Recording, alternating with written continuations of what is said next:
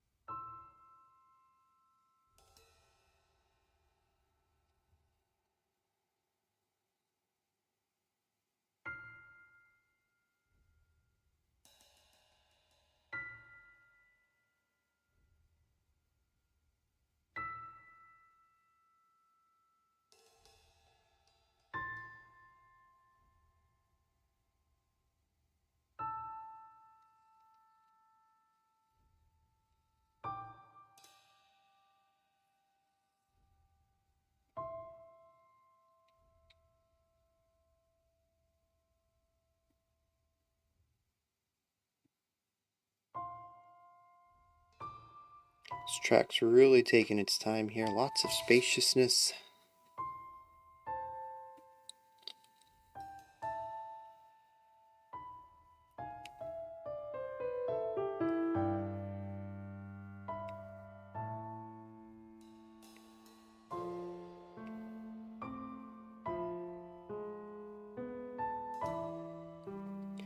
Yeah, so it even wasn't until now, almost 100 seconds into the song, where we even got any semblance of a time signature.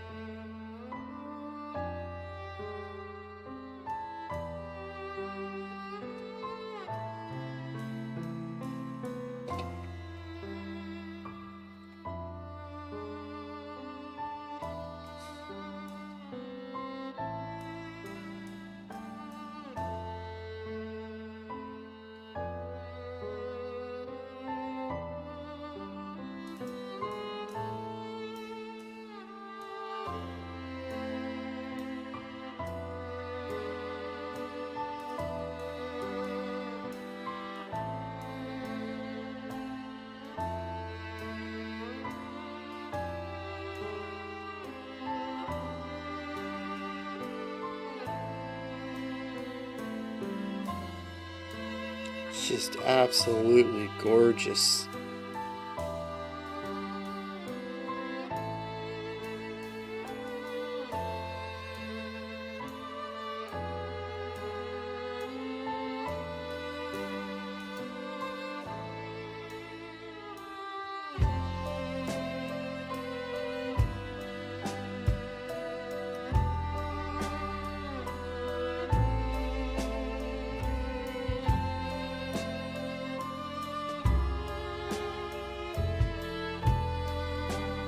Very light snare drum use.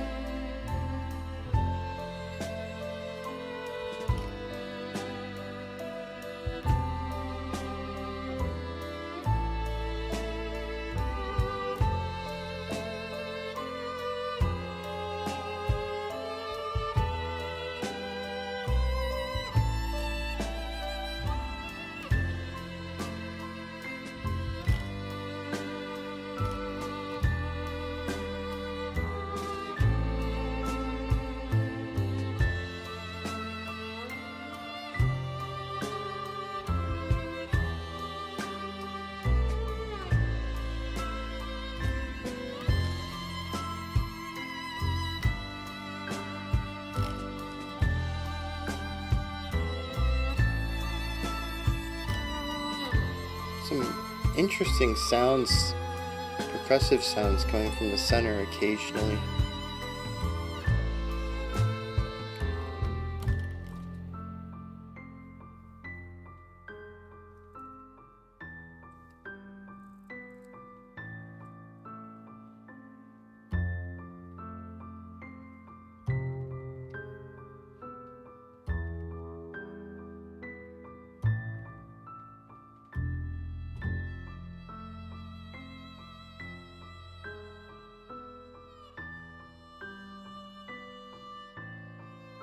It's nice to hear an upright bass too. We don't get that too often on the channel.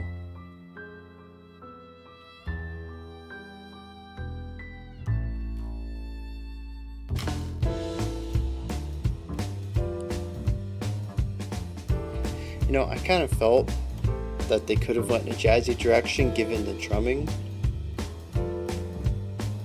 but I didn't think we were going to. I like this.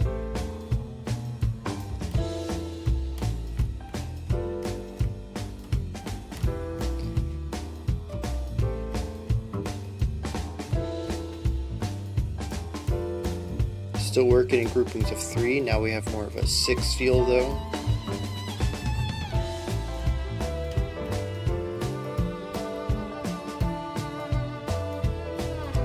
Walking bass line, light drumming. It's a really strong rhythm section with the guitar and with the piano vamping over there.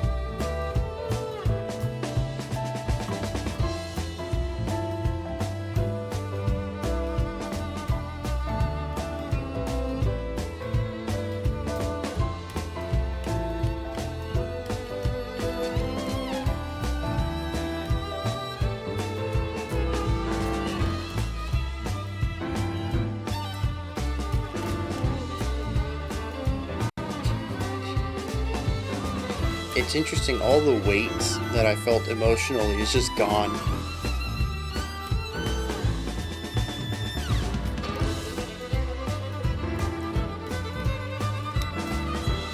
Like, I think the chords are still the same, it's just not as heavy as it was, and that's not just the tempo shift.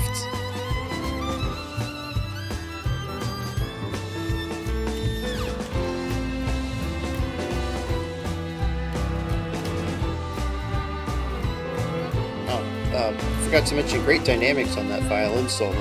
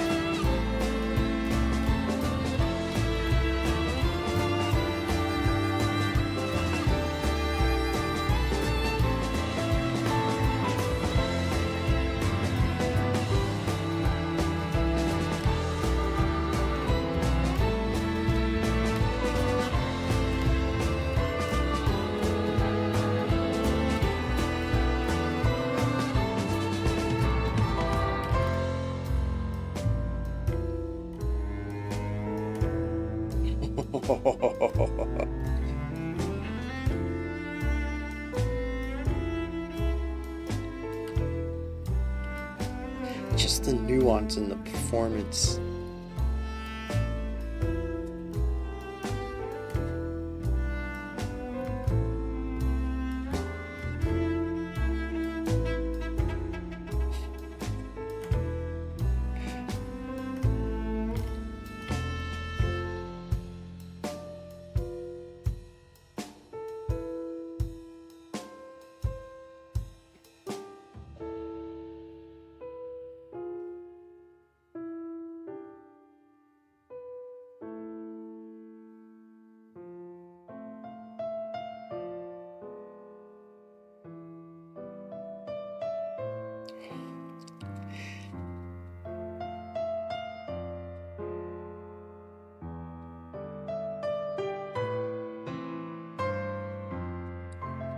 Yeah, very cool idea starting this melody on beats 2 of every phrase.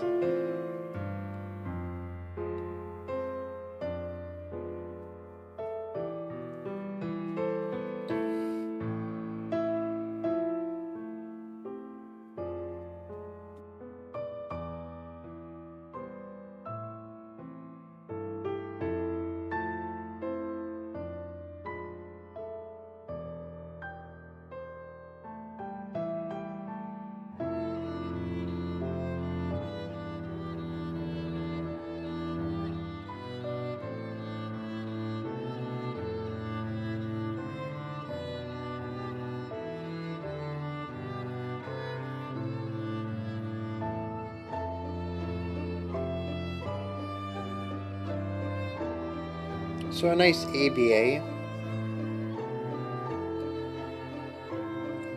Probably will wrap up the song on this sound right here, seeing as we only have 3 minutes or so left. But it is different from our first time through a similar section, so variation of our A to wrap the song up.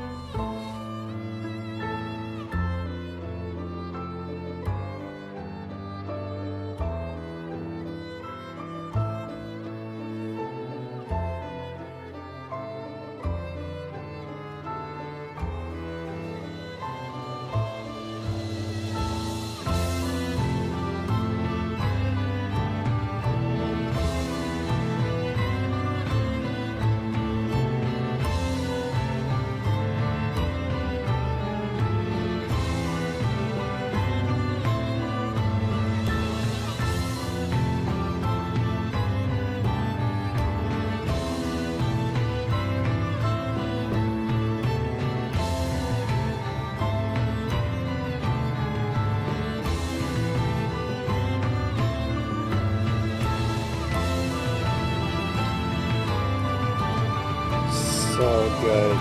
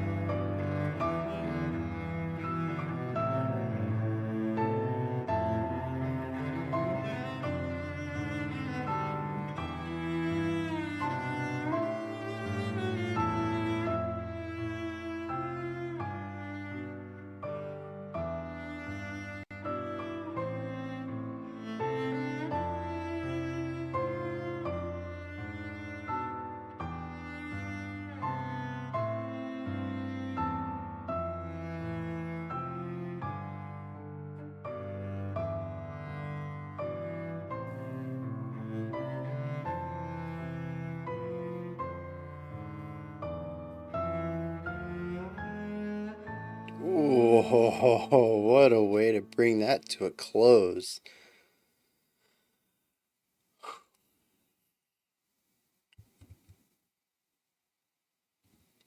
Wow.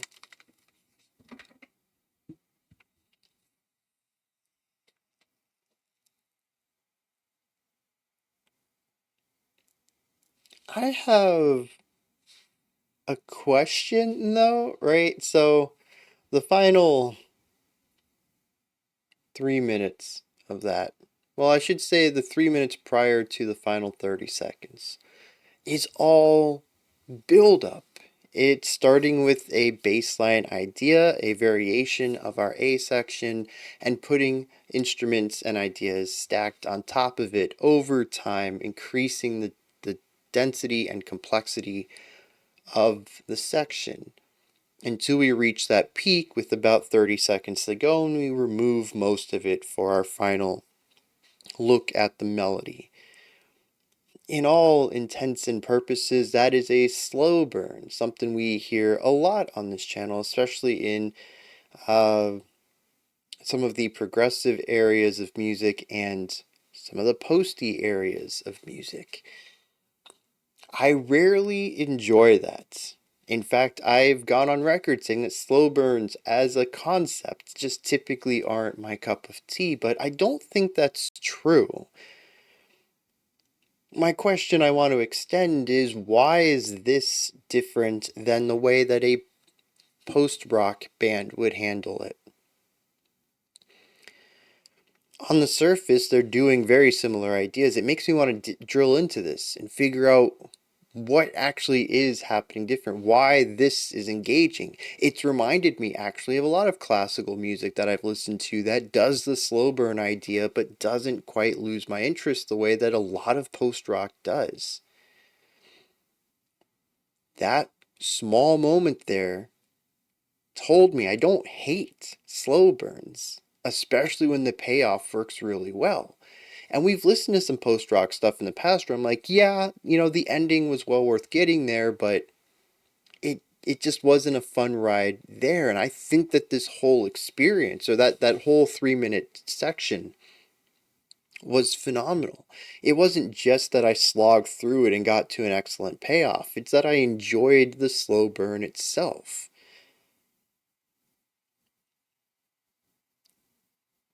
Maybe it's simply emotional buy-in. Maybe I was already enthralled with the music, and so when we reached that point, I was on the same page as them. That very well could be an aspect of it. It might not be something intrinsic to the music. It could be something subjective that I'm bringing through my experience. That might also beg the question, will this work for me on a subsequent listen?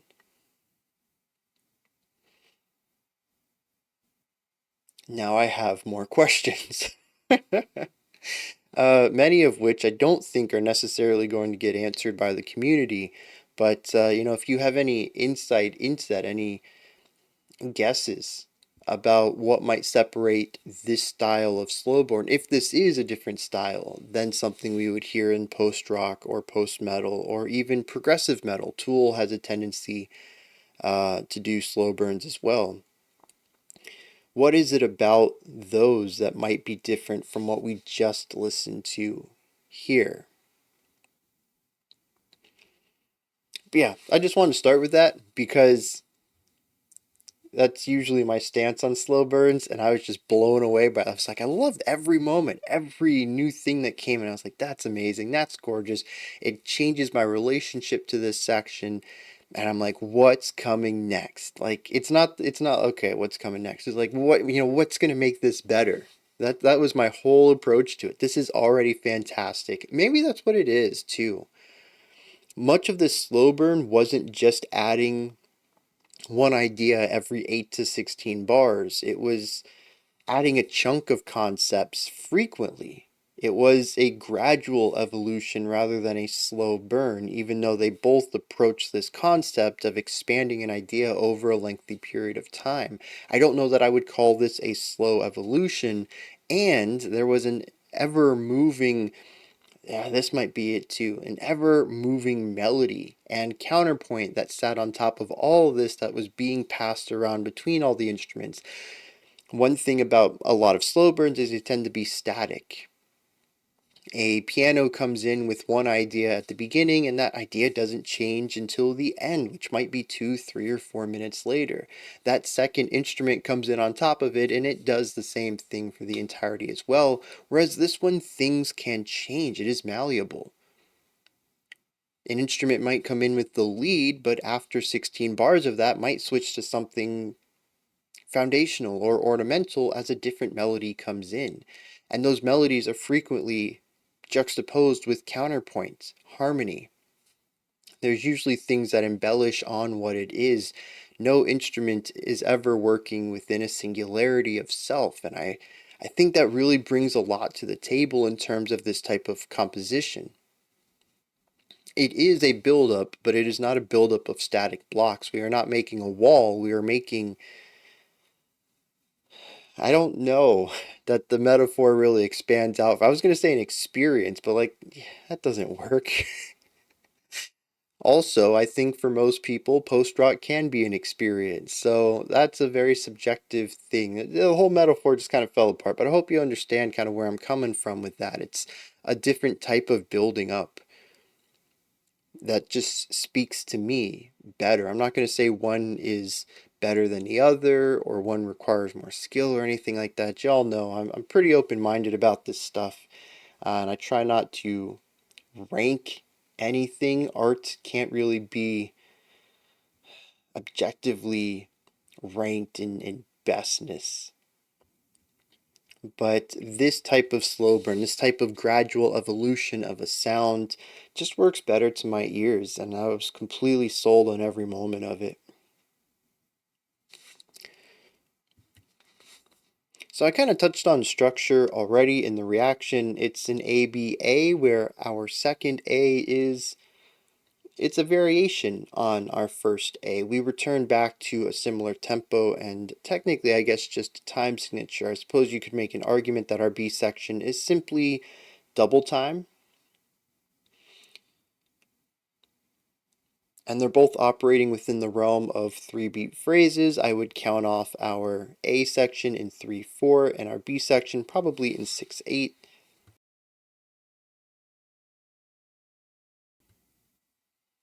But we return to that 3 feel. It feels slower whether there is a tempo change or not. And we return to a lot of the same instrumentation, roles, and composition style, pushing for something closer to classical music than jazz, while interestingly still embodying many of the same chords that we had throughout the entire track, which is just, that's kind of bonkers. I don't know how they did that. Use the same chords in a classical sounding section and a jazzy sounding section. It's just, I don't know if the chords they're using are just that vague where they can be applied to either or maybe there's some subtle additions or removal of notes from specific chords in order to jazz them up a little bit.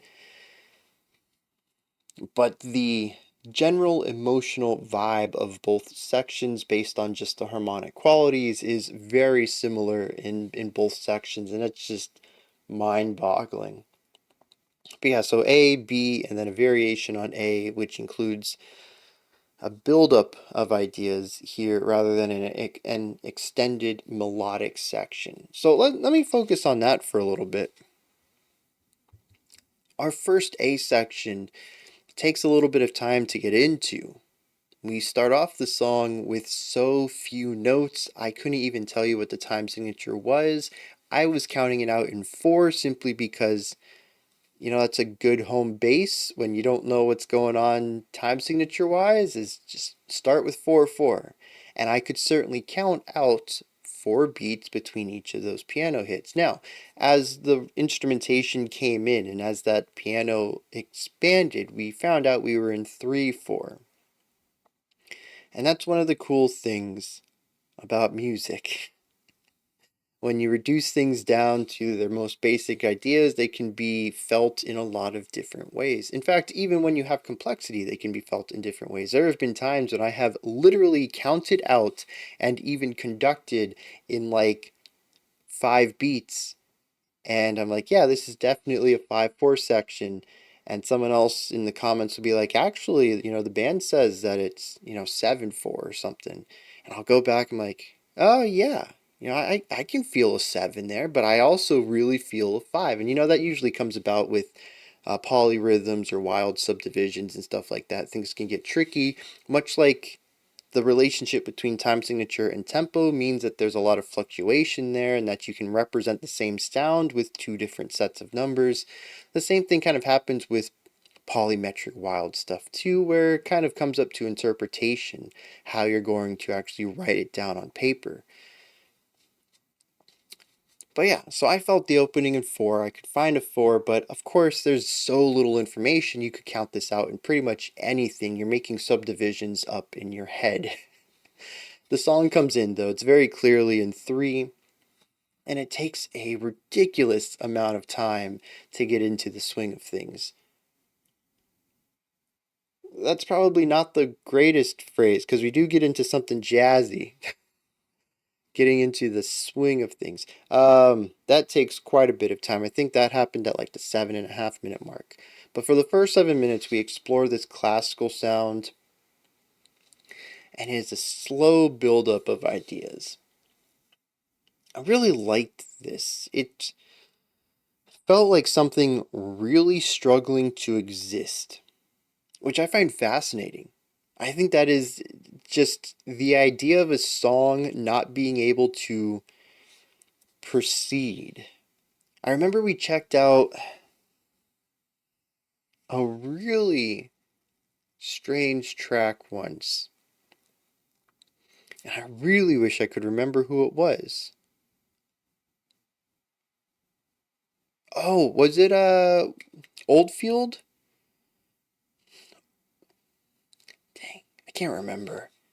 Anyways, I mentioned it was a minimalistic track and that it constantly sounded like trying to get a lawnmower, a hand crank lawnmower to start. And the song would start to get up to speed and then just falter. And it would get some energy, start to get up, and then just falter again. It did this over and over. Like the song literally could not pass this mark. It was trying to reach that next idea and just couldn't. A physical restraint on an abstract concept.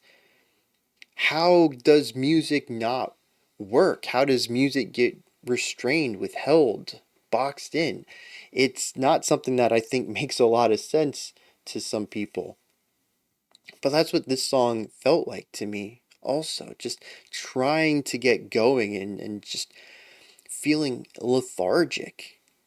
Maybe not even necessarily a laziness, but just an inability to progress. We spent so long getting one note and then a ton of silence. The song couldn't start. I don't know, that kind of stuff always fascinates me. I think it's interesting to listen to music, and my very first thought is to personify it, to give it human attributes.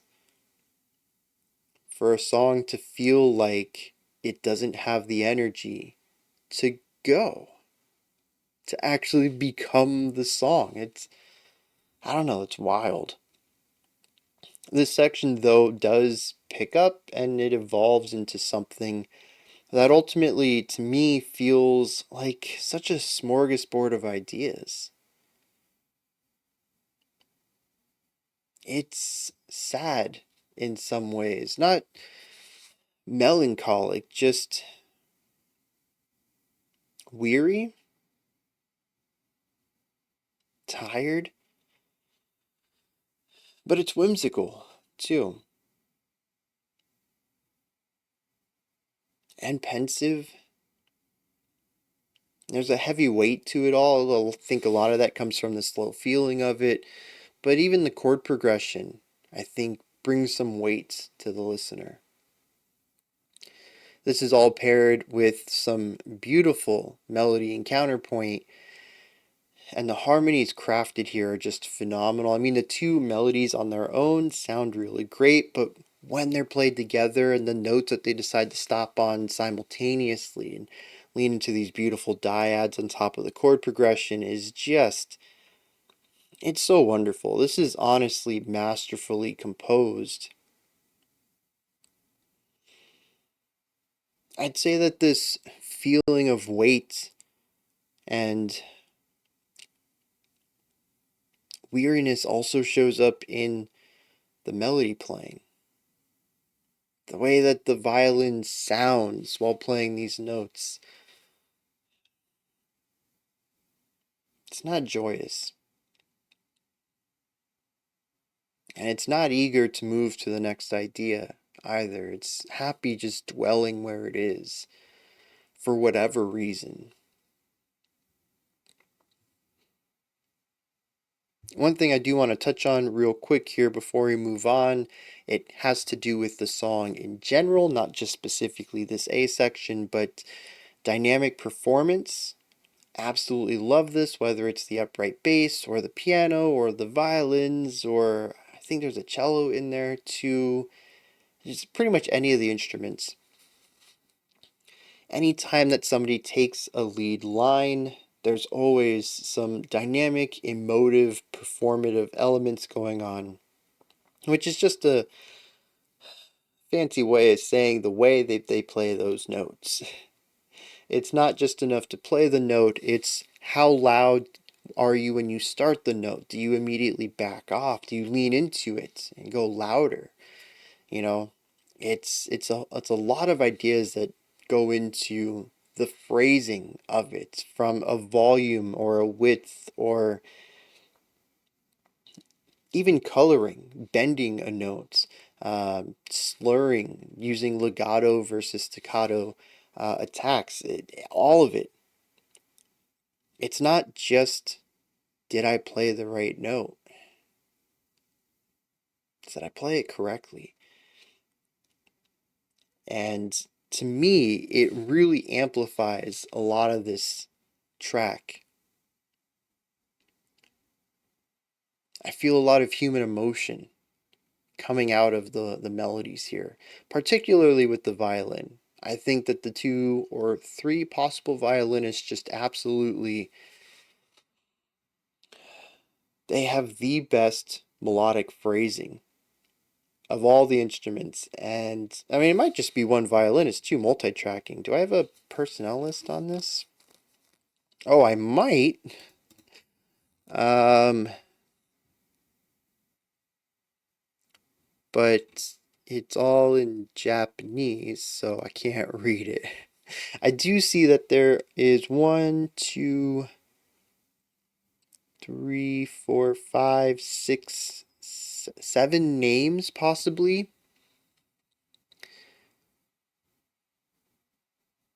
But I can't read the instruments they play, if it even states what instruments they play, because that part is in Japanese. But yeah, I suppose seven people are involved. It's possible that we have three unique violinists. Regardless, though, all the violin work just sounds phenomenal. Every time it gets given the lead, they put so much feeling, so much of themselves into the performance of it, and every time I just walked away in complete awe of what they played.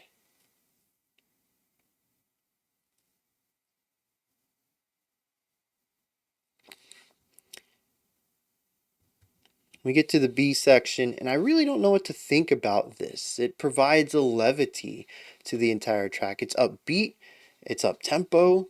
We're basically working a double time here. It feels fast, it feels light on its feet and dexterous. It is just a fun time. It is pretty much the polar opposite of where we just were, which I still find bonkers because not only did we take these same or similar chords and adapt them to a completely different genre of music, but we're also adapting them to a brand new emotional resonance. I don't know. It's still blowing my mind. The chords sound the same. There's still that mix of pensiveness and not a light negativity. Again, it's not like sorrow or anything like that, but it's just not bright, right? But it's done so in this really fun way. And the feeling of the instruments change even if their timbres and the chords don't. I don't know. This is just a masterclass, I think, in taking a set of ideas, whether that's, just, I think here, a chord progression, and adapting it to wildly different forms. It is done so effortlessly, too. It just blows my mind. But aside from, that whole concept of how did we go from there to here, I don't really get it. I don't know what it's doing. I don't understand its purpose here other than to simply provide contrast. And it does that phenomenally. And it does it very well, too. And I don't just mean like the fact that it is contrast, but this as a jazzy idea. If you took this center, like 3.5 minutes out and made it its own thing, I'd still praise it. it does the jazz thing well, and it does contrast to the rest of the piece well. I like the melodies, I like the solos, I even like the foundational stuff.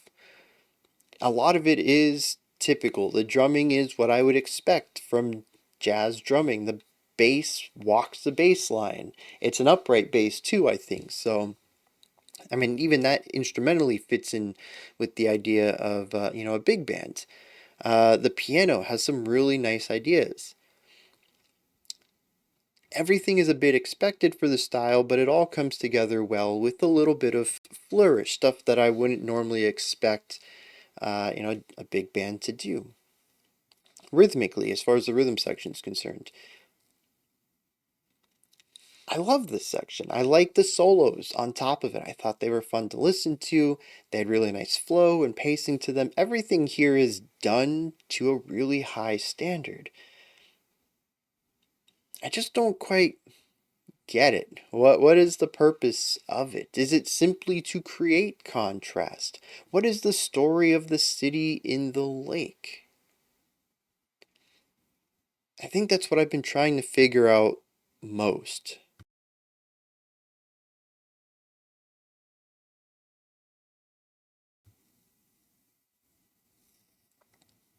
Of course, all this takes us back to our A section. We revisit it with a little bit of a twist, eventually seeing that build up that I already gushed about.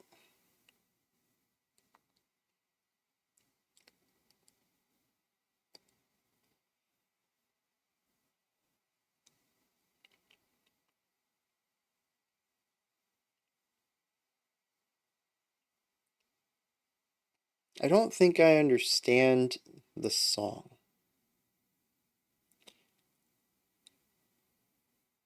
Before we get on that topic, I do want to bring up one last thing that I liked.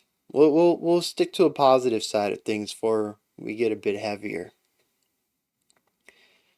Theme, motif. We have a lot of that in here. I mentioned that the chord progression is very similar throughout this entire song. I find that to be fascinating. But even beyond that, there's melodies, there's licks, there's little ostinatos that pop up all over the place. I think it's fascinating listening to this song because it really does feel like, hey, we have this one 2-minute idea, give or take. We want to explore it in a lot of ways. What is a hyper minimal version of this where we really only have the key notes? What even are the key notes? I think that's what the opening sort of represents. It's not even just the notes that are important to understand the chord progression. It's like one note every 5 seconds. That's several beats that go by, maybe even multiple bars before we get to the next one. Those aren't just the key notes of the melody. That's like the least amount of notes you need to build a song of any sort. I think if there was any more space between these notes, you might actually think that your internet disconnected and you need to figure out why you're buffering the song. um, it is a hyper minimal look at it. What does it sound like from a classical perspective? Heavy use of counterpoint and ornamentation. What does the song sound like if it's jazzy? What does the song sound like as a slow burn? And so this idea of theme and motif, I think, might actually just be a byproduct of hearing many of the same qualities across so many different versions of this idea. Regardless, I really love this concept that no matter how the song is represented, there's still this one or secondary through line, because we do have the chord progression that exists through most of this as well, that is fairly unchanged from start to finish. And I think that's what brings all of it, at the beginning I was like, why is the slow burn effective for me? It might actually be that the slow burn isn't just that. I tend to view the slow burn and post-rock songs as an isolated event, and it typically is, with very little callback to what came before, and sometimes even what comes after it. The slow burn is the bridge of a section, like Tool tends to do with it. We were doing our verse and chorus, now we have our slow burn, and we'll come out of this and we'll do another chorus. We will return back to something we had done previously. But with this, the slow burn is such a natural progression of ideas. It makes sense to go there. Primarily because there is something we've kind of already been before. The chord progression is similar. Some of the melodic ideas are similar. There's callbacks all over the place. And it's a return to a sound, the classical writing that we had at the beginning of the track.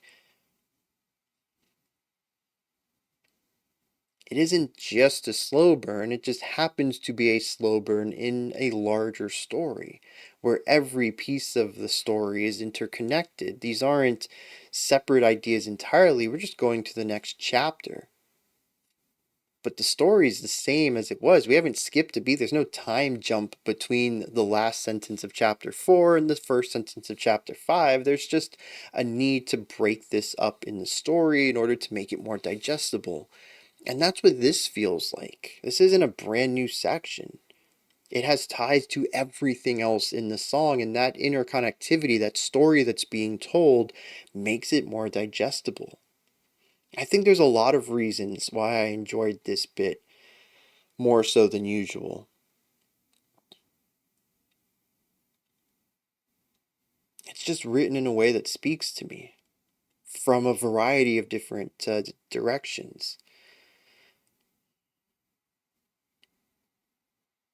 But at the end of the day, I still have to question, what is the city in the lake? What does the song say to me? I have an emotional story at play.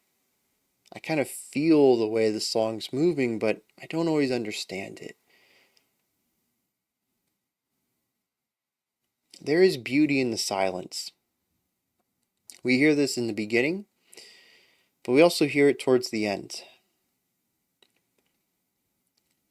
We have less and less instruments in the outro until it's just 2 or 3, I think, leading up to one of the strongest resolutions the song experiences. Everything else is more of a half resolution, allowing the song to have a bit of release of some tension while still pointing towards the loop, the next chord that allows the progression to progress so that the song never abruptly ends.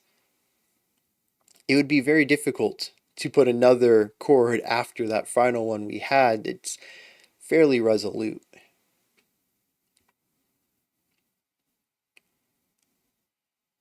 I think of a city in the lake, and I think of a city in general. Skyscrapers, infrastructure, maybe even order. I often think about my local nearest big city, Orlando. I think about New York City. I think about grid systems in general and the order that they bring.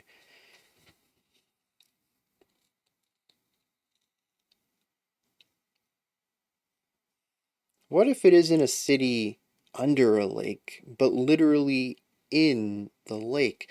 You drop something into the water and it ripples out. These ripples are concise, equal, ordered. It's also a series of rises and falls, much like skyscrapers and roads. The ripple starts out as nothing, as the song does. Depending on what is being dropped into the lake, how these ripples are being made, may not have very many. With a lot of effort, though, we can make the lake rather exciting. Lots of little ripples, lots of just movement in general. I think this is what the jazzy section is supposed to represent. But no matter how much noise you introduce to the water, eventually the ripples will stop. The lake itself will smooth over. Oh, you know what? I'm thinking more of like, oh no, yeah, lake. Never mind. For some reason, I got a lake and a river confused for a second. I thought this wasn't going to work well. Eventually, though, the water will stop moving. It will become still again. It's sort of how I see the end of the song. I don't know if this is supposed to be about ripples in a lake. That's kind of how I feel it, though. It's about the passing of energy between states, kinetic and potential, from one object to another.